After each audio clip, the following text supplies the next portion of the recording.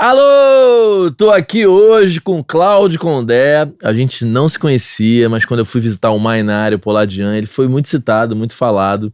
E aí fui no Maluli, falaram dele também. Opa. Então, hoje você tá aqui, querido. Muito obrigado. Uma honra ter você aqui, viu? Obrigado a você Mesmo. por a oportunidade de falar. Obrigado.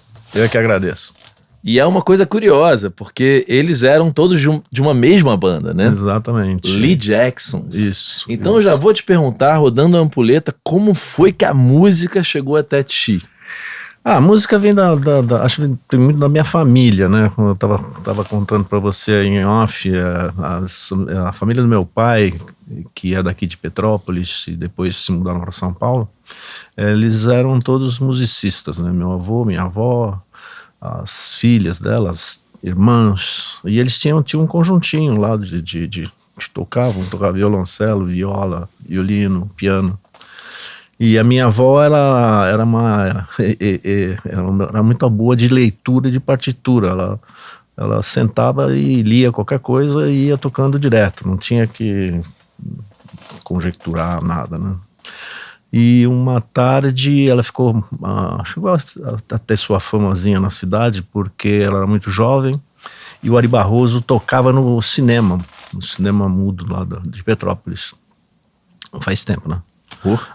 Então, o programa de rádio dele aqui da Rádio Nacional no Rio de Janeiro estava começando a bombar e chegou um recado para ele que ele tinha que vir para o Rio de Janeiro fazer gravar, tinha que fazer um programa ao vivo, ia acontecer alguma coisa assim importante. E ele falou, olha, e o cinema, como é que fica? Aí alguém falou para ele, olha, tem uma mocinha aqui, mora ali na rua tal, a Hortência, diz que ela toca muito bem piano. Falou, pô, manda chamar. Aí ela chegou, a sessão estava começando e ela chegou, já sentou no piano e já fez a sessão de cinema, lendo todas aquelas músicas que ele tinha pré-selecionado. Então acho que veio um pouco por aí. Depois existe às vezes nas famílias onde tem muitos músicos, existe aquela vontade de que algum filho tem que começar a tocar. E você tem dentro da família, minha avó e minha tia, elas eram professoras de piano, davam uma aula em casa, naquele tempo do piano de parede, né? Mas eles pegaram e botaram no meu irmão mais velho, nós somos em dois, vamos cuidar primeiro desse cara aqui. Só que ele não levava jeito, não gostava daquilo, era um sacrifício, e eu fiquei esperando, então não chegou minha vez por esse caminho. Aí eu fui morar na Itália, né? Meu pai morreu muito cedo, e éramos eu, meu irmão e minha mãe, ficamos ali e tal, tendo que dar um jeito na vida. E a minha mãe era brasileira, mas ela foi educada na Itália, ficou muitos anos lá, até ter 24 anos, ela viveu lá, então se formou dentro daquela sociedade, era o sul da Itália naquela época, e gostava muito daquele ambiente, sempre sentiu muita falta daquelas tias que a tinham educado, né? E quando meu pai morreu, ela ficou bem abalada, e pegou e fomos para a Itália, eu, ela e meu irmão. E foi uma grande experiência de vida, porque nós éramos adolescentes, eu tinha 11 anos de idade, meu irmão tinha 13. E aí a gente foi morar numa cidade que era Bari, no sul da Itália, do lado do Adriático. E nós íamos nos mudar para lá, então tínhamos que entrar na escola e tal. E aí começamos a gente não falava nada, uma palavra de italiano. Mas começamos a estudar e ficamos 6 meses como ouvintes na escola normal, e depois de 6 meses entramos lá para ser como se fôssemos nativos, né? E foi muito bom, porque isso, no período da adolescência, você está querendo aprender tudo, você suga tudo muito rápido, né? E foi muito bom, a gente estudou latim, estudou história, estudou italiano, e foi uma experiência de vida muito enriquecedora, que naturalmente você só descobre isso depois, né? Aí voltamos para o Brasil em 1964. A gente não chegou, não viu a Revolução, né? Já tinha acontecido. E aí fomos começar a vida de novo. Em São Paulo, fomos morar na Aclimação e fomos trabalhar, né? A gente trabalhava de dia, estudava de noite, fiz todos os meus estudos aqui no Brasil estudando à noite. Aí me formei em Economia na PUC de São Paulo. E antes disso, eu quando estava na Itália, eu vi o surgimento dos Beatles, né? Para mim foi a coisa mais surpreendente e emocionante que aconteceu na minha vida de jovem, né? Eles explodindo na Inglaterra, ainda não tinham entrado nos Estados Unidos. Passavam reportagens era reportagem de jornal, né? O fenômeno da Beatlemania, o que estava acontecendo. E então me apaixonei por aquilo. Eu tinha uma certa facilidade com idiomas, e aí eu comecei a comprar os discos dos Beatles, os que eram editados na Itália, né? E o primeiro disco deles foi o Please Please Me, que eu comprei. Depois veio o She Loves You, depois veio I Wanna Hold Your Hand. Como que foi escutar os Beatles pela primeira vez? Aquilo não saía toca-disco, era aquele 45 rotações com buraco no meio, né? Aquele buraco grande. Era muito diferente de tudo que tinha, né? A gente sempre gostou de música. Eu curti muito Elvis Presley, até música instrumental, Ray Conniff, Bert Kaempfert, fazia som daqueles bailinhos, quando você começa a aprender a dançar, né? Muito garoto. Mas os Beatles foi um impacto, né? Eu acho que qualquer pessoa da minha idade que foi impactada da mesma maneira. Viu o fenômeno, né? Outro dia, por acaso, li que o Guilherme Arantes também estava falando coisas parecidas com isso. Então aquilo era uma inspiração, e eu não cansava de ouvir aquilo e gostava de tirar as letras. Então eu tinha muita letra dos Beatles na cabeça. E eu estudava de noite num colégio chamado Ângulo Latino, lá na Aclimação, e a gente saía, a última aula terminava às 11 horas, mais ou menos, e a gente voltava a pé para casa, uma distância razoável. E conheci um camarada que estudava na minha classe, que era aluno do Maluli, do Luiz Carlos Maluli. Morava também na Aclimação. A Aclimação era um bafafá, pelo Aclimação visto, né? Saiu muita gente boa de lá. O Lofa saiu de lá, o Ficarelli. Eu não sabia disso, mas nesses papos se fala muito. Sim. Na Aclimação. Aí eu conheci aquele. Nossa, tinha lá o Guilherme Arantes morava lá, a Rita Lee morava lá perto, antes dos Mutantes. Eu fui ver os Mutantes no Circo Militar, tocar no Sérgio Dias, aquele fenômeno, né? A Rita. E era o pessoal tudo ali, era Aclimação, Paraíso, Vila Mariana, tinha muito músico lá, né? Muita garotada dessa área. Eu sei que uma noite eu estava lá com esse camarada, eu queria aprender a tocar violão. Falei, preciso aprender a tocar algum instrumento. Mas não tinha jeito, não tinha tempo também. E acho que eu não levava jeito para tocar. A verdade é essa. E uma noite eu estava lá com esse camarada, que ele estava me ensinando alguma coisa. Ele falou, eu tenho que fazer um conjunto aqui, você vai tocar baixo. Eu falei, mas como eu vou tocar baixo? Não sei nem... Não, você toca, porque violão já toco eu, ou você toca baixo. Era na época dos Shadows, dos Ventures, daquela música dos grupos, né? E uma noite eu estava lá na calçada, a gente ficava na calçada mais ou menos até meia-noite, né? Porque os pais já estavam dormindo, e você tinha que conversar e tocar alguma coisa, ouvir, até que saía alguém lá na janela e mandava calar a boca, para com o barulho, a gente ia embora.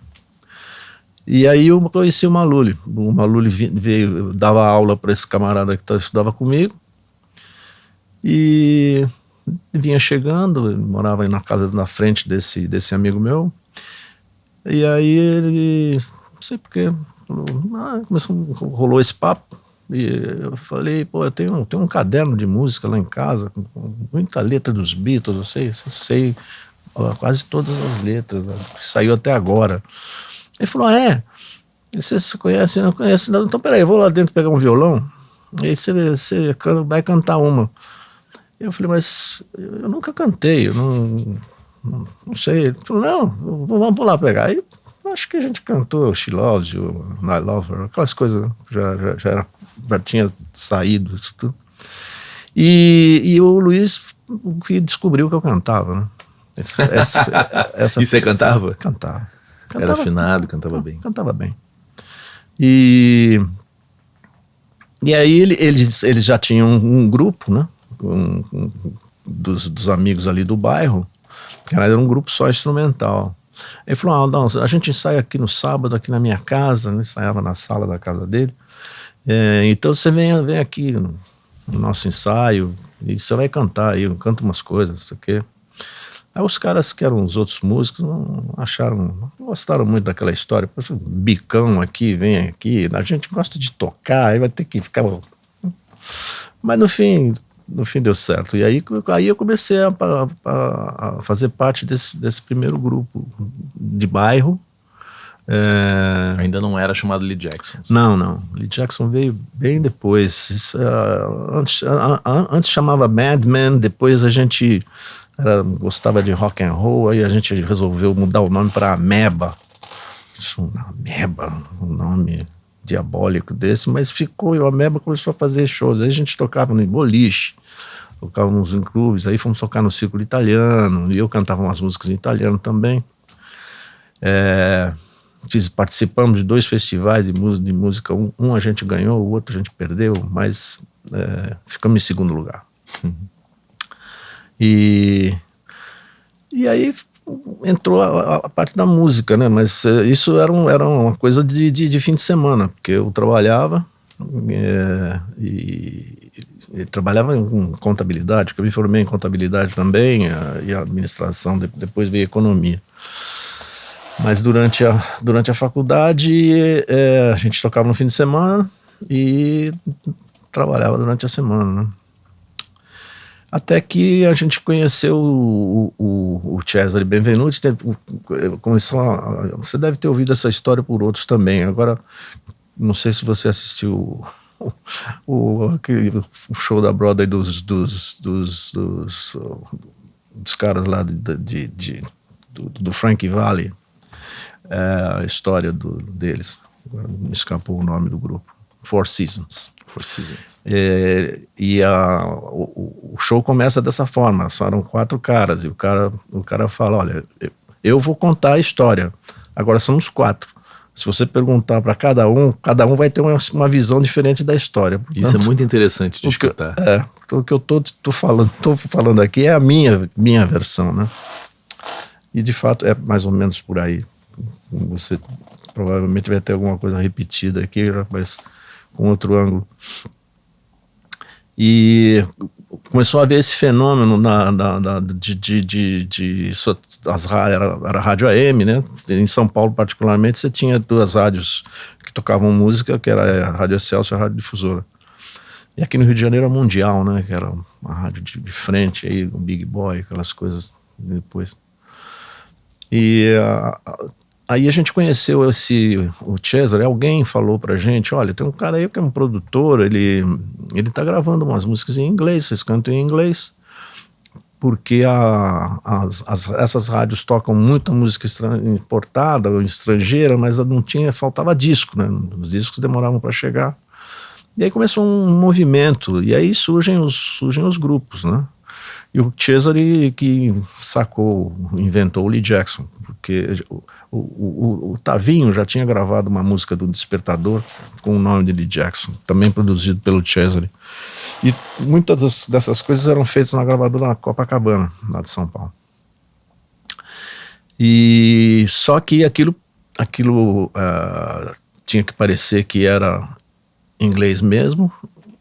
Todos os caras que cantavam nas bandas tinham um bom sotaque e tinham um bom ouvido, né? Então, aí você tinha vindo de fora também, né? E eu trabalhava numa multinacional, né, na Dow Química na época, e tinha muito contato com gente de fora. Mas aí não me lembro a cronologia da história. Acho que o Confa, que era um outro. Eu já tinha gravado uma música em inglês, na época que o Ray ainda era o cantor deles e faleceu. E aí eles eram muito amigos. E eles falaram, pô, vai lá falar com o Cesare. Fomos falar com o Cesare e gravamos ele botou a gente para gravar uma música do James Taylor, que chamava Something in the Way She Moves. E ele, o que fazia? Ele gravava tudo em inglês e ele tinha muito disco importado na casa dele. Aí ele ia lá nos créditos dos discos, né? E pegou um disco do Emerson, acho que era o Emerson Lake and Palmer, ou era um disco do Keith Emerson, era algo por aí. E ele viu lá que tinha um contrabaixista chamado Lee Jackson, que era o contrabaixista acho que era do Keith Emerson, antes do Emerson Lake and Palmer. Aí ele gostou do nome e falou, vocês vão ser o Lee Jackson, que eu vou botar aí. Gravava, fazia o selo. Aí o Sérgio Lopes, que é um tremendo, multifacetado, músico, desenhista, arquiteto, camarada com essa arte, poder da arte, assim, desenhou um label, que é um hippie andando numa bicicleta, e a roda da bicicleta era o buraquinho do 33, né, aqui. E o label também chamava Cashbox. Tudo para parecer que era importado mesmo, né? E o Cesare tinha um bom relacionamento com o Caio Gadia, da difusora, com o Antônio Celso, da Excelsior. E ele mandava uns discos, chegou isso aqui para mim, não falava de onde é que vinha. E aí começou a entrar. A rádio não sabia que era... Não sabia. Aí começou a entrar as coisas, né? E daí aparece o nosso baterista, era o Felipe Dib, lá de São Paulo, que era compositor. E ele vivia falando, você tem que gravar uma música minha, pô. Acabei de fazer uma aqui, que eu acho que a gente tem que gravar, vou mostrar pro Cesare. E era o Hegel. E aí fomos lá, o Cesare falou, beleza, vamos gravar o Hegel. E aí gravamos o Hegel, aquele clima lá, você ouve até hoje. A gente pelo menos gosta muito. Eu sei que aquilo foi um puta estouro. Naturalmente a gente continuava tocando, aí, e o Hegel tinha uma repercussão muito boa ao vivo, a gente sentia esse negócio. E a rádio sem saber que vocês eram brasileiros. E a rádio não sabia nada, né? Aí chegou um tempo que os caras já começaram a achar que tinha alguma coisa errada. Algum dia vazou a história, aí teve uns que ficaram mais chateados, mas aí já tinha ido, né? Aí a coisa já estava rolando. Tinham muitas bandas gravando, muita música rolando. E faltava produto, né? E eu sei que em função do Hegel, o Hegel foi em primeiro lugar em vários países da América Latina. E a gente gravava com outros nomes também, né? Tinha um nome que era Connection Eye e tinha mais dois. Mas era o mesmo cantor? Era sempre eu. Sempre você? Minha sorte foi que ninguém do grupo cantava bem, né?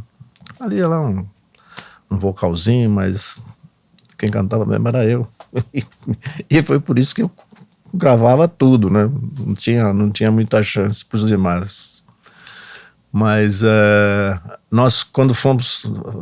Aí a gente tocava muito em navio também, né? A gente fazia aqueles cruzeiros para Salvador, para Buenos Aires, para Manaus.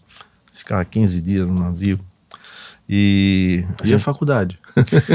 Eu já tinha terminado. Já tinha terminado. Já tinha terminado. Eu me formei em 1972 e o Lee Jackson começou a surgir em 71, então eu tinha me formado já. O José Milton veio aqui também, produtor musical. A gente tocava... Falou que vocês se esbarravam pelos navios, né? No navio, o Zé era o cantor o Zé tem uma quantidade de música na cabeça incrível, né? E tinha o Nelson Aires também, que tocava piano, que eles tinha um trio, e a gente se revezava meia hora, era meia hora de samba, bossa nova, e meia hora de rock and roll.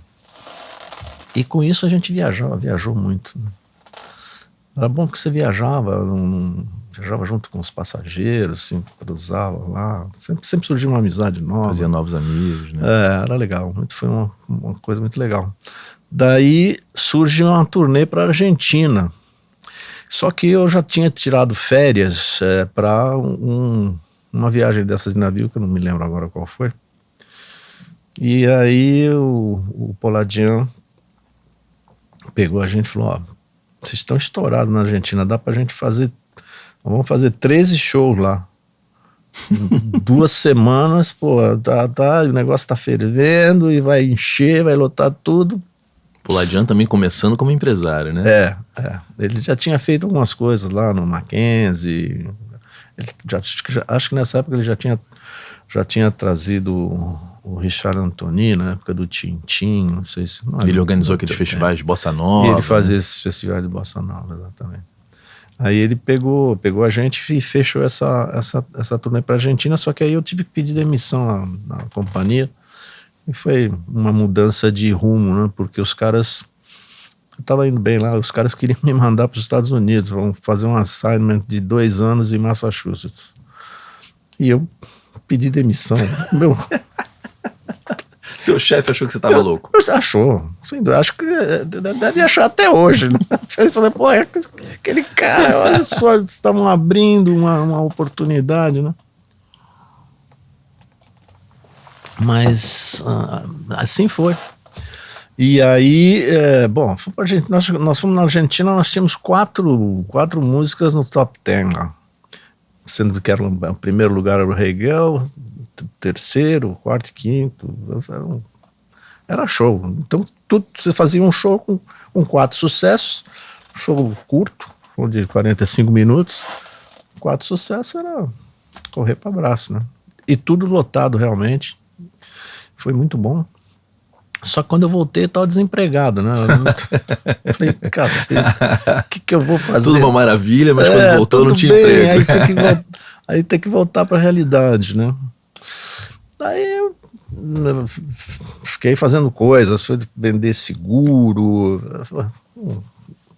um pouco nightmare, né? Mas que o Poladian nos indicou pro André Vidani, a mim e o Manar. Falou, pô, o André parece que queria dar uma mexida lá na companhia, tá? E o Poladian falou, pô, você tem 2 caras aí, você tem que conversar com eles. Assim foi, a gente foi fazer entrevista, o Marcão, o Manar, e depois eu, e o André contratou o Marcão, e eu fiquei lá na... Vocês se tratam, ele te chama de italiano e você chama ele de Marcão. Né? Marcão. Porque tem o outro é o Marco. O Marcão, porque ele era o Marcão. Sempre a gente conheceu o Marcão como Marcão. Por causa da época do polo, cara, forte pra caramba. E ele ficou sendo o Marcão. E eu sei que aí, eu acho que vagou um posto lá no Departamento Internacional da Poligram na época, que era Universal, lá em São Paulo. Acho que o Marcão deu um toque lá dentro e eu tinha feito uma ficha lá, uma ocasião que não emplacou, porque eles tinham um cara lá. Mas aí me chamaram. Aí, isso foi no ano de 1976, aí que eu comecei na indústria do disco, no Departamento Internacional. E aí surge um evento, né? Uma coisa na minha vida, de novo, né? Eu tinha uma chefe, que era a Maria Creuza, que depois eu vou voltar a ela. Maria Creuza Mesa, uma sensacional figura. Estamos associados hoje em dia, e é por isso que eu depois tenho uma pergunta para fazer para você, e vou te contar um pouco do que se trata, que você perguntou o que eu faço, né, hoje. E a Maria Creuza é uma pessoa excepcional, me ensinou muito. Eu trabalhava no Rio de Janeiro e eu trabalhava em São Paulo. E tive muita sorte porque eu comecei a Poligram tinha muita coisa, né? Genesis, Black Sabbath, tudo do Departamento Internacional. Um catálogo maravilhoso. Andava, né? Era tudo, muito sucesso. E aí a gente a Polygram tinham todos os artistas, menos o Roberto, né? Estava todo mundo lá dentro, Jair Rodrigues, Regina, Ivan Lins, Maria Bethânia, Caetano Veloso, Gilberto Gil. Eles fizeram um anúncio uma vez no final do ano, com todos esses caras, Rita Lee, o subtítulo é Só Falta Ele. Eles eram todos, né? E aí eu tive sorte também porque começou a pintar, apareceu a Donna Summer com o MacArthur Park, foi um puta estouro. Apareceu a Evita, do Andrew Lloyd Webber, com Don't Cry For Me Argentina. Eu me lembro que eu levei o 45 rotações, a gente recebia pelo correio, né? Era o Don't Cry For Me Argentina, uma música acho que tinha 4 minutos e meio, era fora do padrão dos caras. Os caras gostavam de 2,50, 3, né? E eu levei lá pro Antônio Celso, ele botou a música, começaram a telefonar, e aquilo virou um puta de um hit. E a gente não tinha o tape. Depois você tinha que importar as partes, né, para poder fazer o processo industrial. Aqui, né? Caramba, é porque a gente fica conversando e esquece que era outro tempo. Né? Que era outro tempo, claro. Não tinha nada digital. Vocês pegavam um disco, levavam para tocar e viam o que acontecia. Se desse certo, aí você importava. Você tinha que importar. E aí vinha era tape, né? O tape com os códigos e tal. Aquele tape era feito um acetato, que esse acetato ia para um processo industrial e gerava o compacto, o álbum.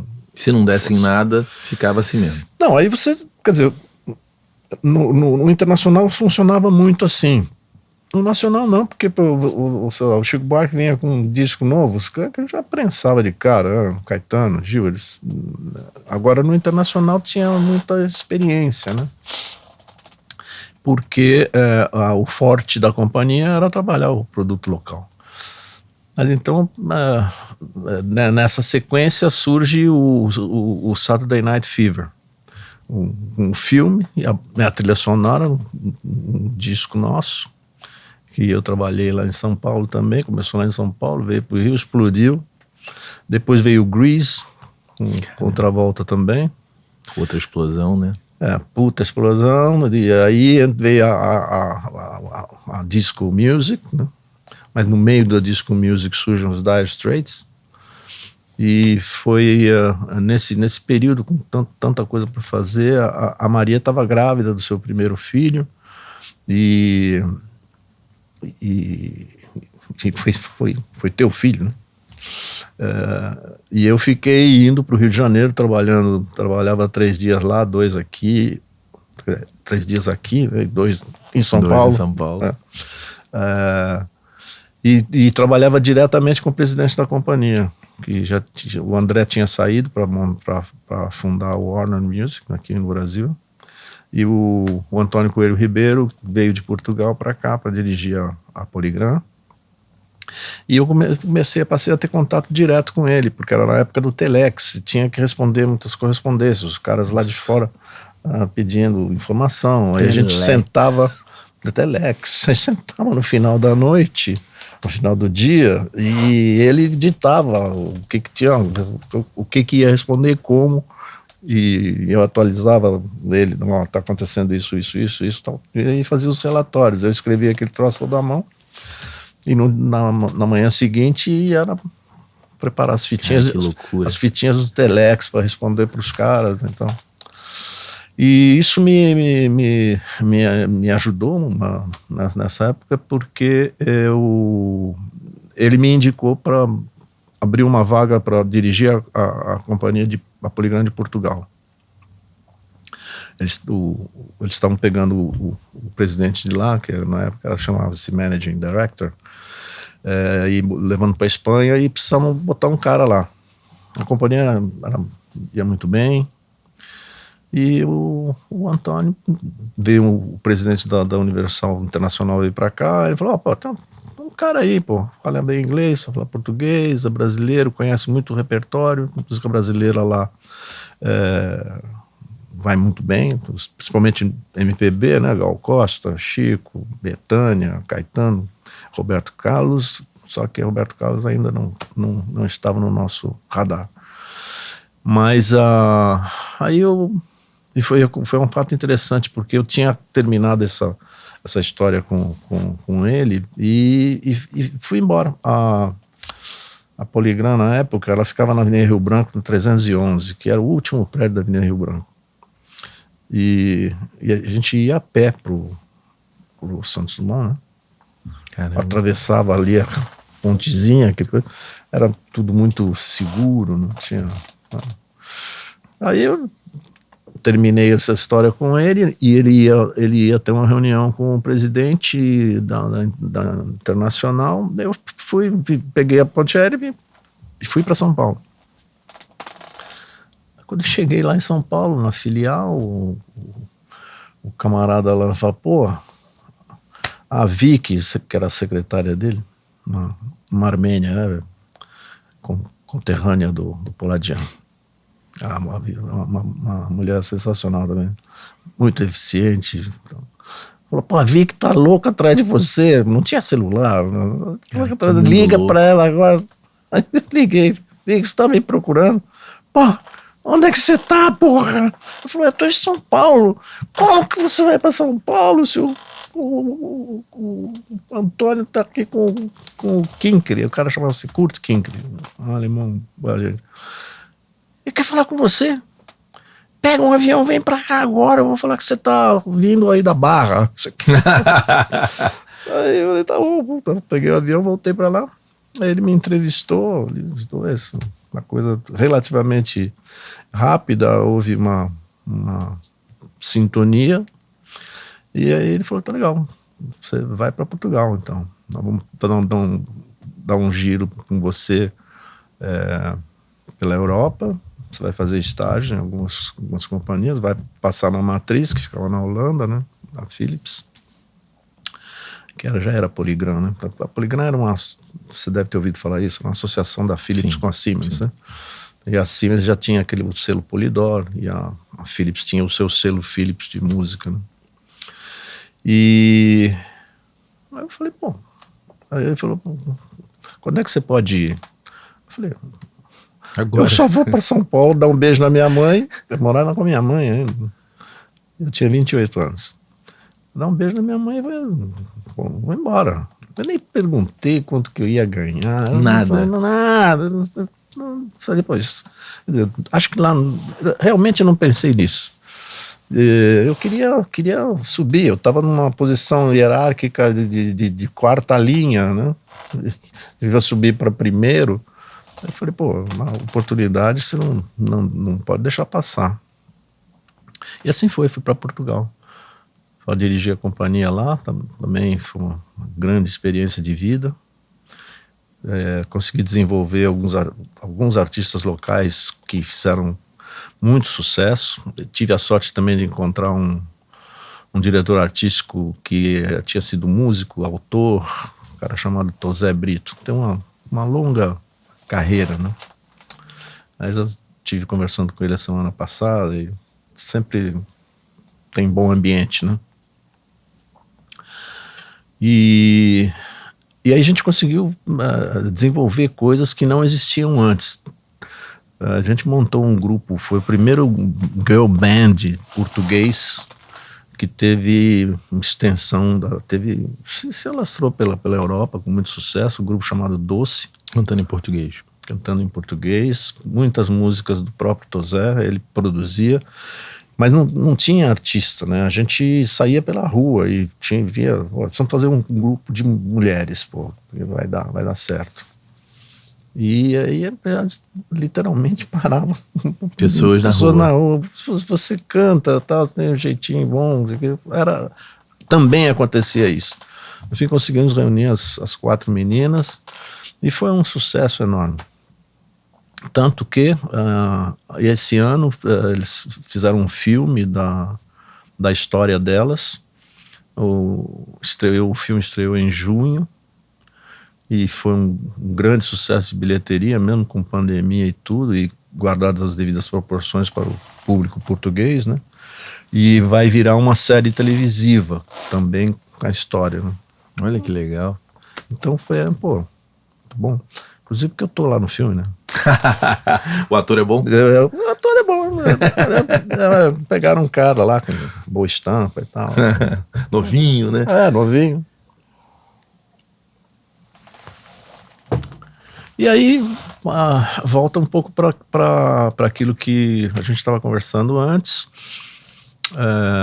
Eu estava indo bem lá em Portugal, meu contrato estava acabando.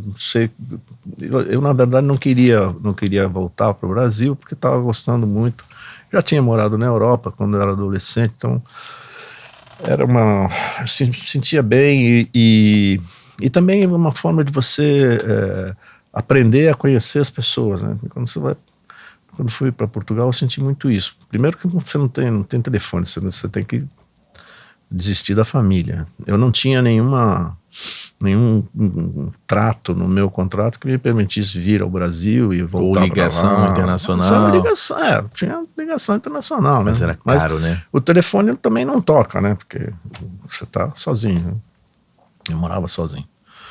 E então você você tem que conviver com as pessoas da terra, tem que aprender como eles vivem, ninguém tem a obrigação de entender você tem que se adaptar a eles. Sim. Então eu sempre aprendi a trabalhar com pessoas de outra nacionalidade e principalmente que trouxessem a cultura local para dentro do empreendimento, porque era a forma de você poder se orientar, né? E assim foi. Eu não tive, nos anos que eu trabalhei fora, não tive nenhum brasileiro trabalhando comigo. Eu achava que não ia funcionar. Daí, num determinado momento, surge o Tomás Munhoz, que era um grande personagem da indústria do disco, muito conhecido mundialmente, naquela coisa que eu te falei. Teve uma reunião da IFP, né? Lá em Portugal, e eu conheci o presidente da CBS Internacional, e como o Tomás vinha para o Brasil, já tinha fechado o contrato dele, o camarada me indicou, falou, por que você não conversa? Tem um cara brasileiro lá, você vai querer montar. Que maravilha, tudo sempre meio assim, né? Alguém começa, fala, tem alguém ali. Essa frase é uma coisa que eu aprendi, que eu ouvi na Espanha, e que é verdade. Você tem que encontrar o homem da sua vida. E eu tive muita sorte na vida de ter encontrado duas pessoas que num momento chave, né, abriram uma porta. Um foi o Antônio Coelho Ribeiro, tenho o maior respeito por ele, porque ele me permitiu isso, e o outro foi o Tomás, sem dúvida. E eu ouvi isso de um autor lá espanhol que fazia muito sucesso como autor, mas ele nunca conseguiu emplacar como cantor, mesmo que cantasse muito bem. E ele falava isso, eu não encontrei o homem da minha vida. Que foi o caso dos caras, os caras encontram. O Roberto Carlos teve muita influência, teve Marcos Lázaro que projetou ele para fora do Brasil. O Guilherme Araújo pegou os baianos e fez o fenômeno dos baianos, né? Você tem outros grandes homens do disco, o João Araújo, por exemplo, da Som Livre, fez coisas, o André Midani, e o artista e o executivo. Você tem que ter um cara que confie em você, porque ajuda muito. E daí eu vim para o Brasil como eu era vice-presidente de AIR, o Tomás montou a equipe dele, como eu te falei. O Lee Jackson quase se reuniu inteiro na CBS, sem que Essa história é muito louca, né? Sem que um tivesse recomendado o outro, né? Porque eu estava em Portugal, não pensava em voltar para o Brasil, mas o Tomás veio falar comigo, gostou da coisa e contou o projeto e também dobrou o meu contrato, né? Eu estava ganhando. Aí a coisa ficou mais interessante. Então, quando eu tinha que terminar de cumprir o meu contrato de trabalho lá, então só poderia ir 4 meses depois do que a gente fechou nosso acordo. E aí um dia ele me ligou e falou, tô aqui já no Rio, quando é que você vem? Eu falei, tal, começamos coisas, tal. E ele falou, acabei de contratar aqui um cara para cuidar do internacional, um cara muito legal, gostei muito dele, o Marcos Maynard. Eu falei, Marcos Maynard, meu irmão, que beleza. E depois veio o Sérgio Lopes, e depois o Maynard trouxe o Bice para o internacional. Quando o Sérgio Lopes foi para Chiari. O Sérgio Lopes foi trabalhar como marketing. Ele era gerente de serviços criativos dentro da área de marketing. Depois ele foi diretor artístico comigo. Aí quando eu fui presidente da Sony aqui, e o Marcão já tinha ido para o México. E depois o Tomás levou o Marco Bice para Nova York. Que banda é assim? É uma banda de... E o Maluli com vocês por perto também, né? E o Maluli, né? sempre conosco. O Maluli fez coisas incríveis. Fez o Radiotáxi, fez o RPM. Metrô, fez o RPM. É um produtor de mão cheia, é um cara perfeccionista, né? Tem muito bom gosto. E, como eu te disse no começo, ele descobriu que eu cantava. Portanto, nós somos uma amizade de mais de 50 anos, né? Que é uma maravilha, dura até hoje. Ele agora está com um projeto fantástico lá em São Paulo. Eu fui visitar lá, muito bacana. Um estúdio. Você esteve lá? Tive. Foi um papo muito legal e o lugar tá lindo, super novinho. Né? Ele tá empolgado, eu acho. Tá sim, tá. E, a gente... Tomara que dê tudo certo para ele, porque ele merece. Sempre foi um sujeito reto, honesto, trabalhador e com muito bom gosto. Então, quando você chegou na CBS ali naquele instante, qual era o desafio que o Tomás colocou para vocês? O primeiro desafio, era primeiro enxugar a companhia, porque eu te falei, a companhia estava muito inchada, né? Você tem aqui no Rio de Janeiro, eles tinham acho que 3 ou 4 escritórios. Um era no centro da cidade, onde tinha o estúdio, depois tinha um outro escritório, um outro lugar, tinha a fábrica, tinha uma gráfica, e essa era a parte administrativa da coisa. O catálogo era muito grande. A CBS, acho que quando eu entrei, e esse foi um dos desafios, né, para mim, acho que tinham 140 artistas, 48 produtores internos. Uau! E aí o Tomás falou, você começa a enxugar isso aí, senão não dá. Não, simplesmente não dá para você operar com essa coisa que tem aí. Então a gente eu comecei a depurar aquela história e a gente foi rescindindo contratos. Os contratos que estavam lá eram artistas muito importantes e tal, mas não adiantava. Eu tenho certeza que naquele momento são sempre discussões não muito agradáveis, né, para o outro lado, mas no fim aquilo acaba funcionando em favor, né, porque o artista talvez precisasse tomar não sei, não um chocalho, mas ver um outro universo para partir para uma nova aventura. E muitos dos que estavam lá se deram bem em outras companhias, que de repente estavam precisando daquele segmento. A gente tinha que focar em outros segmentos, reduzir o cast. E isso eu tive que fazer. Dolorido, né? Dolorido, porque tinha gente importante, né, com quem você tem que falar. Mas faz parte. Depois veio a parte dos funcionários. Não fazia sentido a companhia ter produtores internos. Os produtores você tinha que contratar fora, né? Você tinha que ter um diretor artístico, um gerente artístico, e foi o que a gente fez. Dos 48 ficou e um assistente. Quem foi o que ficou, você lembra? Mauro Mota. Mauro Mota. E o Mauro Mota depois produziu o Roberto Carlos durante alguns tempos, né? E ele tinha um assistente e eu, né? E tinha um camarada que cuidava da parte de administrativa, envolvendo as gravações e aquilo tudo.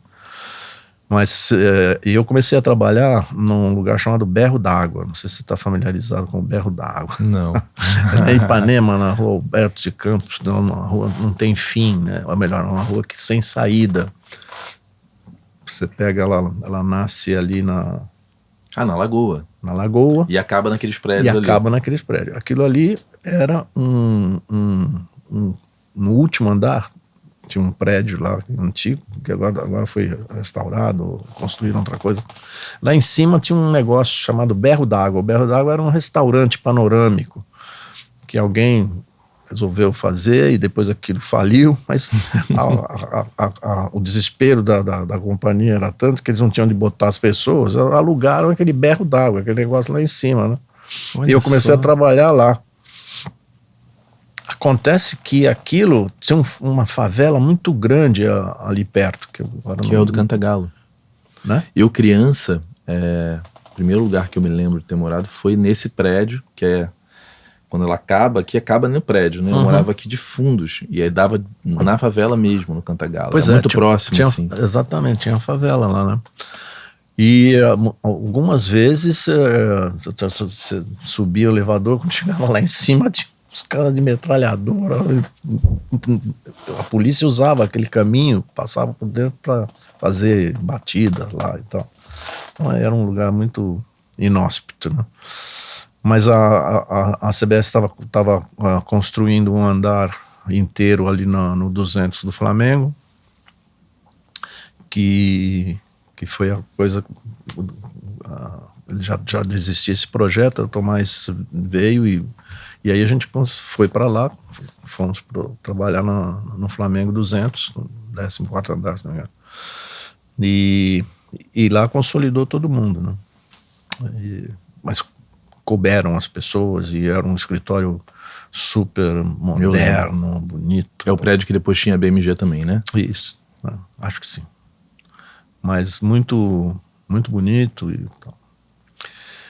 E daí tem a fase espanhola, né? Quer dizer, o Tomás foi para Nova York para criar ele achava que a missão dele aqui no Brasil já tinha terminado, ele gostava de muitos outros desafios, pediu para o presidente da companhia, ele queria sair, queria fazer outra coisa. E era o Walter Yetnikoff, na época, o presidente mundial da CBS, que afinal morreu, acho que 3 meses atrás. Mas era um personagem também, quando você vai... as suas andanças do mundo da música do passado. O cara que fez a CBS grande nos Estados Unidos, contratou Neil Diamond, Barbra Streisand, Bruce Springsteen e Michael Jackson e por aí vai, né? Então, um camarada de peso mesmo. E esse cara falou: Tomás, onde você quer ir? Ele falou: eu quero ir para Nova York. O sonho da minha vida foi morar em Nova York. Eu vim para Nova York quando tinha 25 anos e falei, eu pensei, algum dia eu vou morar aqui. Eu quero ir para Nova York. Ele falou: tá bom, então o que você quer fazer? Vamos inventar um cargo para você. Inventam-se uma função para ele. Nossa, que moral que o Tomás tinha. Imagina, né? E de fato ele ficou encarregado de desenvolvimento de artistas latinos para o resto do mundo. E daí surgiram grandes nomes, né? Ricky Martin, a internacionalização do Júlio Iglesias foi feita através com o Tomás. Teve um outro garoto muito famoso chamado Cheyenne, que fez muito sucesso na Europa, aqui no Brasil alguma coisa. Mas isso tudo sai dessa, era o Tomás e o Marco Bissi. Eram só essas duas pessoas com uma secretária e que desenvolviam todas as estratégias de gravação e depois de planos de marketing para as subsidiárias latino-americanas. E daí eles estavam olhando para a companhia espanhola, a CBS na Espanha também estava muito ruim, estava mal das pernas. Aí, o Tomás virou meu amigo pessoal depois pro resto da vida. Ele falou, você não quer ir para a Espanha, não? Eu falei, eu vou, gosto. Dobrou teu salário de novo? É. Realmente é um dos homens da sua vida. É isso aí. Mas aí fui para lá, fui para a Espanha em 1991. E lá qual era o desafio mesmo? Enxugar, lá organizar? a companhia era um deserto. O artista mais importante da companhia era um camarada, até hoje, e nunca, não tive problema nenhum com ele, nunca, jamais. Era um sujeito muito respeitoso, muito talentoso, chamado Luiz Cobos. O Luiz Cobos era um arranjador. E ele entrou lá na companhia naquela onda de que a música instrumental, em cada país tinha um violinista, um pianista, como esse homem enorme que o Poladian trouxe para cá, eu esqueci o nome dele. Aquele tá assim, sim. Isso é que ano exatamente? Isso era em 1991. Não, peraí, você já andou muito, já mudou de década. Nesses anos 80, a gente tem, por exemplo, rock nacional, né? Tem. Conta um pouco desse momento, porque muita gente tem muita curiosidade. Eu vivi isso como adolescente, né? Então é um momento, acho que importante, né? Foi aí a gente não tinha, a CBS não tinha nenhum grupo importante de rock and roll na época. O Legião Urbana já era grande, os Paralamas do Sucesso eram grandes. Blitz tinha sido um grande fenômeno. Mas aí a gente começou a se tocar e mais uma vez tomava, temos que fazer rock and roll. Essa CBS é uma companhia de rock, a companhia do Santana, a companhia dos grandes grupos de rock and roll, Police, Supertramp, e a gente não tem um rock. Aí falamos, vamos lá. Daí eu e o Marcão trabalhamos muito nessa área, né? E com o Luiz tive essa conversa com o Luiz, olha, a gente tem que fazer um grupo de rock and roll. A gente conhecia muitos músicos de São Paulo. E o Luiz falou, começa a fazer fita demo aí, porque depois nós tínhamos reuniões semanais de artística, onde cada um trazia uma coisa que tinha recebido e tal, e se aquele comitê, que eram 4 pessoas, 5, aprovasse, a gente contratava os caras.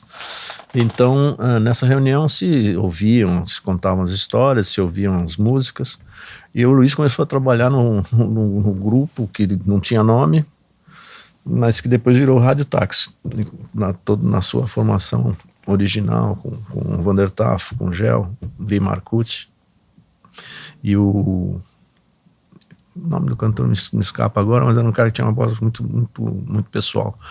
E eles, tanto o Vander quanto o Gel, eles tocavam com a Rita Lee. Então a Rita deu um presente pra gente, fez uma palhinha numa música que ela escreveu com o Vander, chamada Coisas de Casal. Coisas de Casal. E foi um sucesso. E o Rádio Táxi depois entrou na trilha sonora do Garota, com a música Garota Dourada. Também foi outra explosão, né? Isso. E a gente pegou a banda sonora com o Nelson Mota, né? E aí surgiu o Rádio Táxi. Depois a gente... a história do RPM é que nem eu te falei do Beastie Boys, né? O Beastie Boys não, mas da peça da Broadway, do Four Seasons. Você deve ter ouvido essa história por algumas vertentes diferentes. Mas é legal ver os ângulos, Eu né? vou contar a minha. O Luiz estava trabalhando com a RPM, ele foi ver o grupo. Eu não sei se eles já eram RPM ou se tinham outro nome, mas era Paulo Ricardo, Schiavon e o Deluc, eles não tinham baterista. E aí o Luiz começou a gravar uns demos com eles, então a gente apresentou na nossa reunião de repertório. Aliás, chegou para o Tomás uma cassete do que era o RPM, né? Umas fitas demo que não eram as que o Luiz estava trabalhando, mas vieram por um outro caminho, que eu vou te contar. Aí o próprio Tomás, ele me chamou lá, ouve isso aqui, eu gostei, principalmente gostei muito pela voz do Paulo Ricardo, né? E eu fui cantor, também tem esse defeito de fabricação. E era bem eu diferente, gosto, né, do que tinha no entorno. Sem dúvida, né? a voz do cara era um choque, né? E eu gostei muito. Mas foi apresentado na reunião nossa de repertório, não passou, não houve, o negócio ficou assim meio tijolo. O Tomás tinha lido o livro do Marcelo Rubens Paiva, que acho que é Feliz Ano Velho, né? Onde ele conta a própria história, a história do pai. E ele se apaixonou pelo livro, ele gostava muito de ler, né? Ele se apaixonou pelo livro, pela forma como o livro foi escrito, pela história. E aí ele queria conhecer o Marcelo. O Marcelo morava em São Paulo. Eu quero encontrar esse cara, eu quero conversar com ele. E aí a gente conseguiu, eu não vou te dizer que fui eu que fiz esse contato, mas alguém fez o contato e conseguiu se marcar uma entrevista, e o Marcelo falou, não, eu vou aí no teu escritório te ver.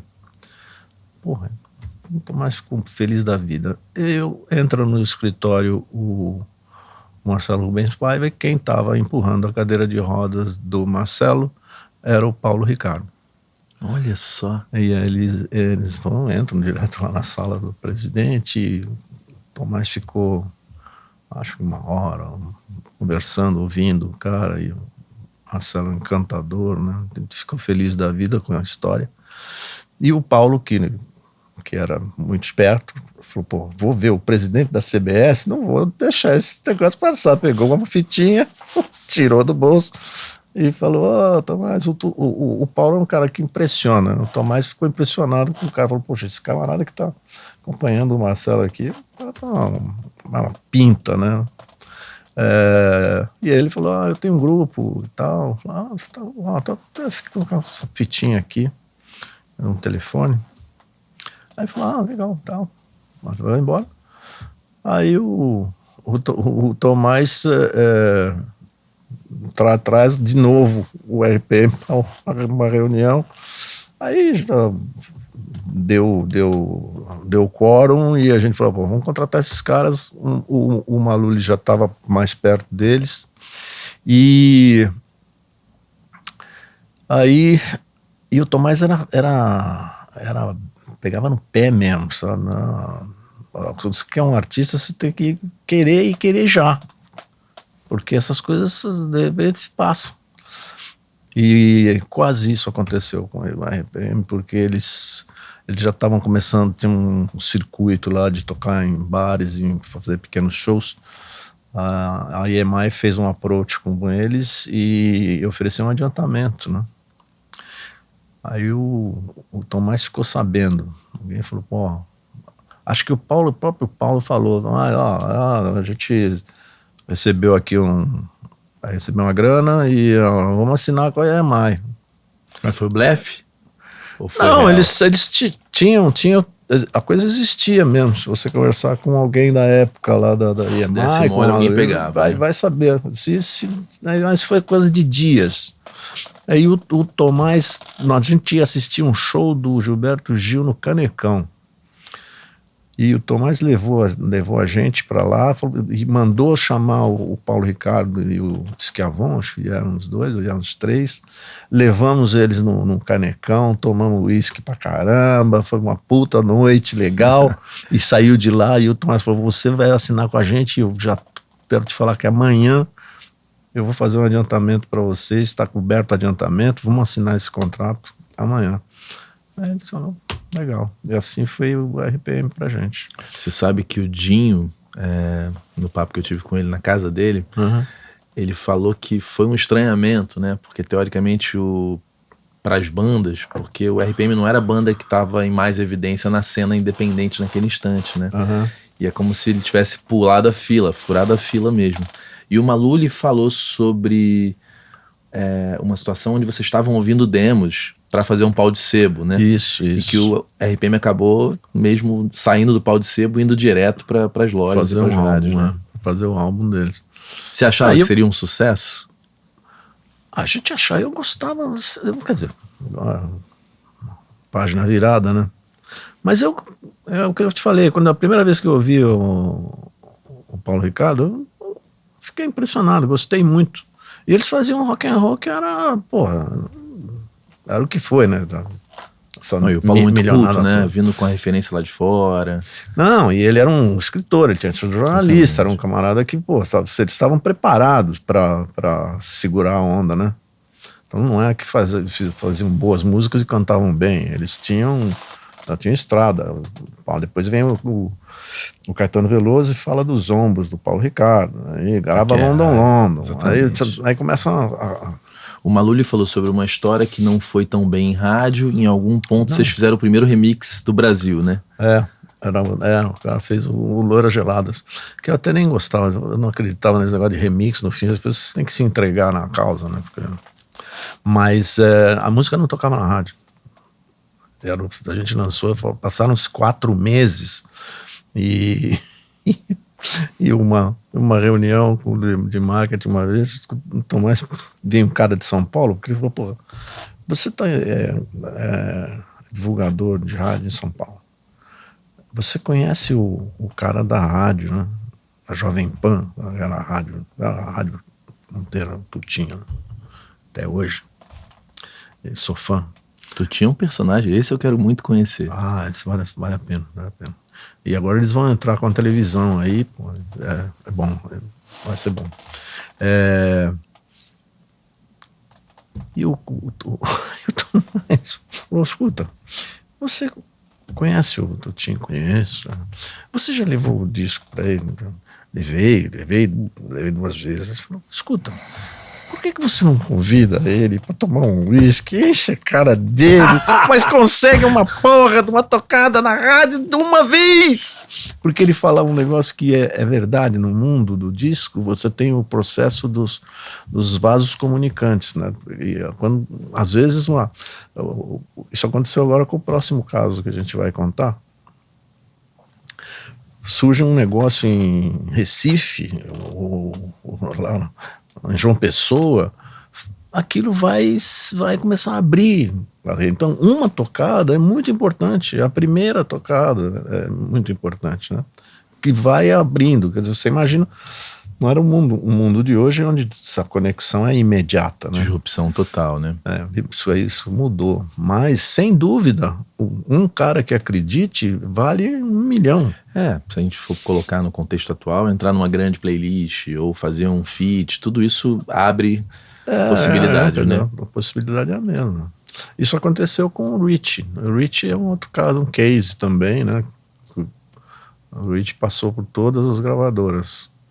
E um dia eu tô lá no escritório, já aquele horário, 7 da noite, a gente ficava bastante. Contrariamente ao Tomás, o Tomás não passava, às 5 horas ele ia embora.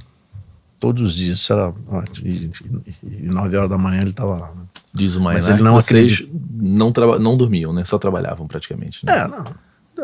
Dormia pouco, mas também você tinha outro espírito, né? Falou que chegava em casa e se falava. Energia, E aí tinha um camarada que era muito querido, chamado Fernando Adur.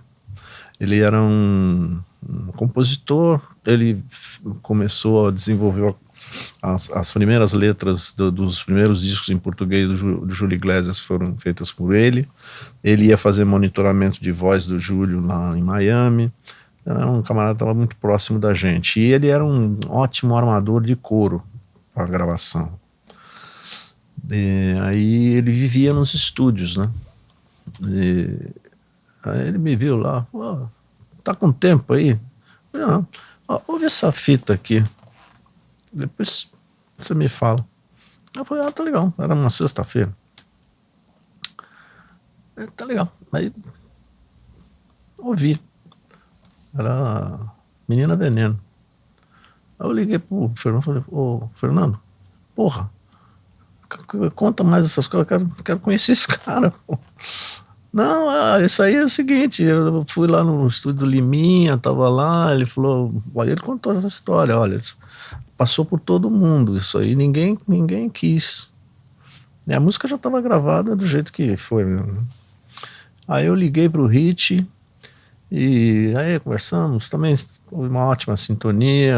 Pô, mas tem mais coisas? Tenho. Então, eu morava na Lagoa, um prédiozinho branco que tem ali na frente do posto Shell, na Curva do Calombo, do lado do Parque da Catacumba.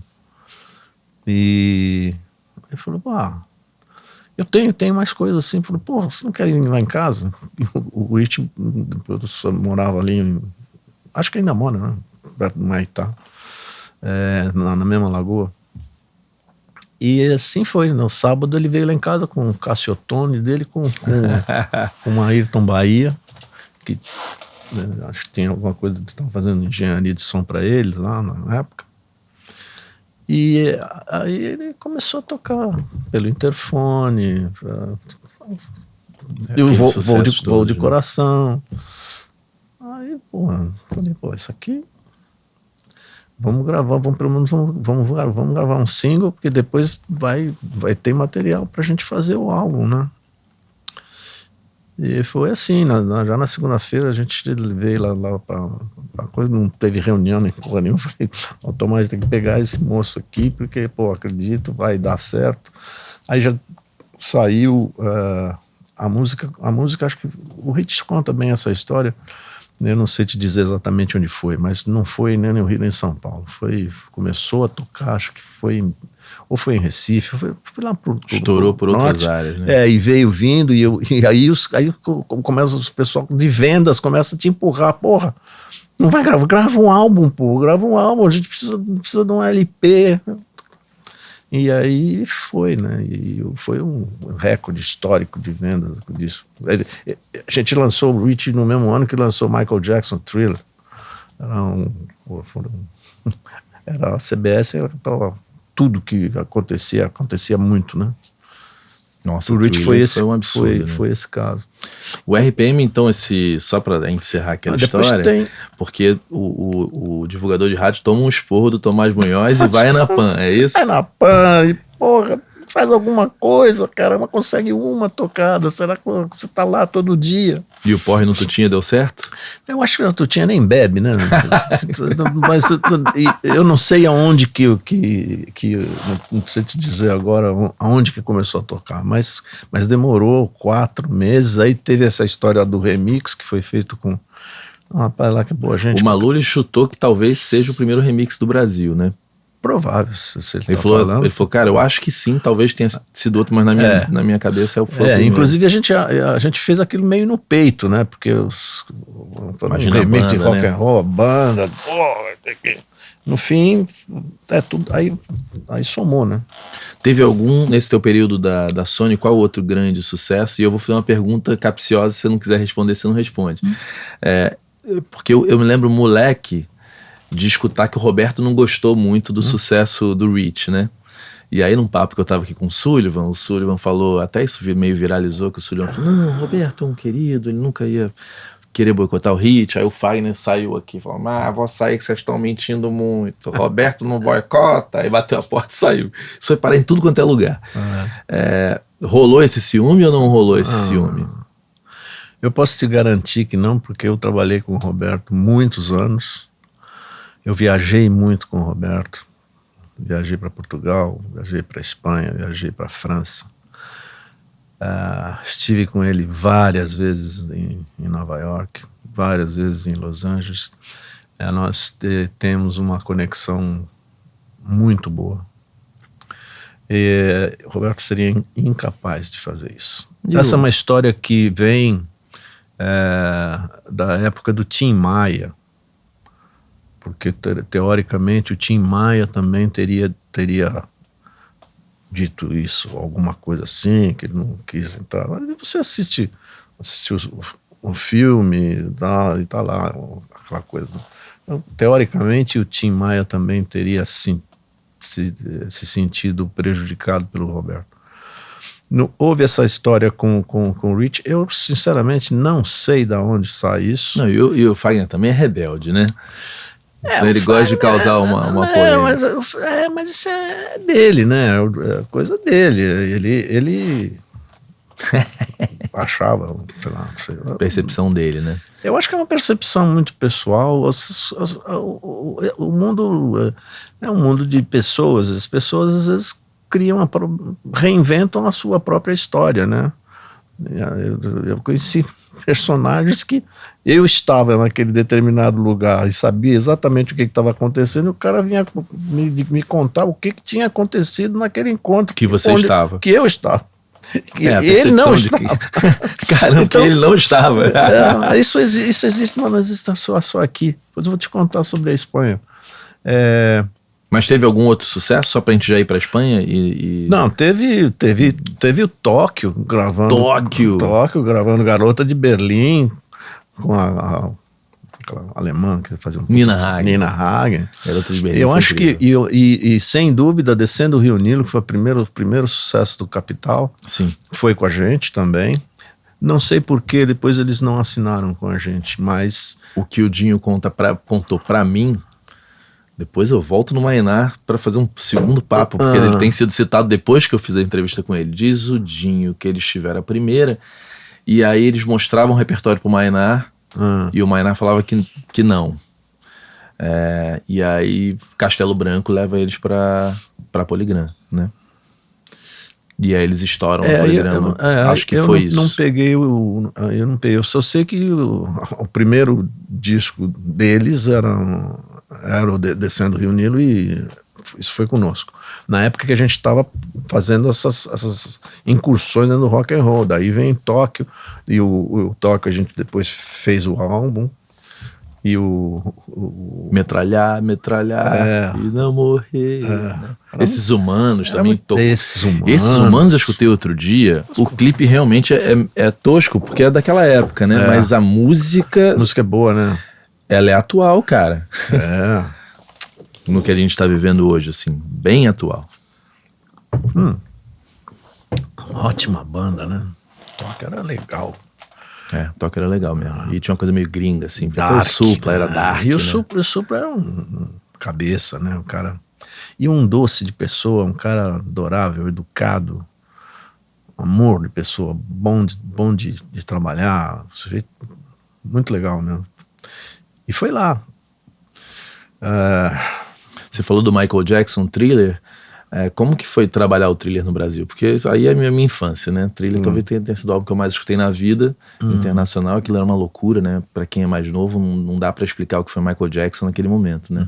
Só se falava disso, todas as crianças imitavam Michael Jackson, tinha luvinha. Era onipresente, né? Foi o resultado do Entrou trabalho, fácil aqui, ou vocês tiveram que fazer também um trabalho local? O Michael já tinha um nome, né? Tinha feito o Off the Wall, que foi um disco histórico, né?